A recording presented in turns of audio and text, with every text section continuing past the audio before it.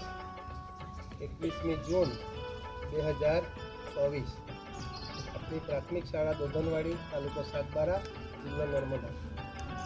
આપણે સૌ શાળા પરિવારના સદસ્યો, વિદ્યાર્થી મિત્રો, શિક્ષકગણ તથા વાલીગણ, SMCના સદસ્યો અને સૌ ગામના લોકો આપણે બધા ભેગા મળીને આ વિશ્વ યોગ દિવસની ઉજવણી કરીએ છીએ. ત્યારે આપણે માનવ સ્વાસ્થ્ય માટે યોગનું જીવનમાં ખૂબ મહત્ત્વ છે. યોગ એ એક દિવસની પ્રક્રિયા નથી, પણ દૈનિક આપણા જીવન સાથે વણાયેલી પ્રક્રિયા છે.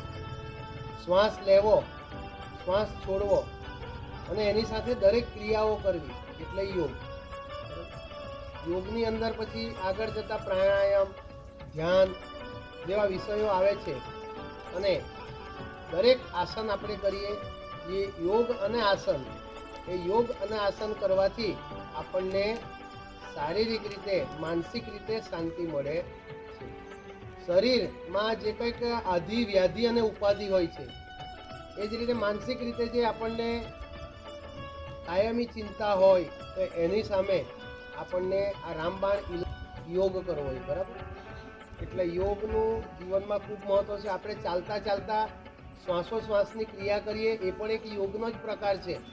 પણ જ્યારે સમૂહમાં ભેગા મળીને આપણે વિશ્વ યોગ દિવસની ઉજવણી કરીએ ત્યારે આપણે દૈનિક દિવસોમાં આપણે આ જ પ્રક્રિયાને આપણે કરવી જોઈએ.